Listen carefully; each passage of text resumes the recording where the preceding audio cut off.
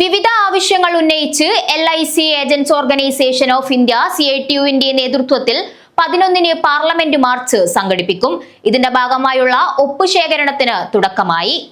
LICയെ പൊതുമേഖലയിൽ സംരക്ഷിക്കുക, ഏജന്റുമാരുടെ ന്യായമായ അവകാശങ്ങൾ പുനഃസ്ഥാപിക്കുക, 100% വിദേശ നിക്ഷേപം അനുവദിക്കാനുള്ള ബില്ല് പിൻവലിക്കുക, നിരവധി ആവശ്യങ്ങൾ ഉന്നയിച്ചുകൊണ്ട് LIC agents organisation of India CITU-വിന്റെ നേതൃത്വത്തിൽ വരുന്ന 11-ന് പാർലമെന്റ് മാർച്ച് സംഘടിപ്പിക്കും.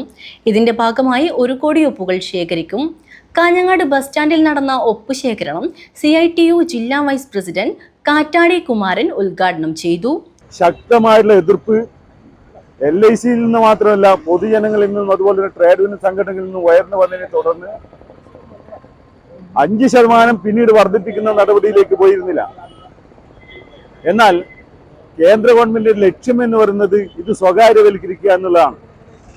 നമ്മൾ സാധാരണ പറയുന്ന പോലെ പൊന്മുട്ടയിടുന്ന താറാവിനെ വെട്ടിക്കൊല്ലുന്നത് പോലെ ഉള്ള നടപടികളുമായിട്ടാണ് ഈ ഗവൺമെന്റ് മുന്നോട്ട് പോയിക്കൊണ്ടിരിക്കുന്നത്.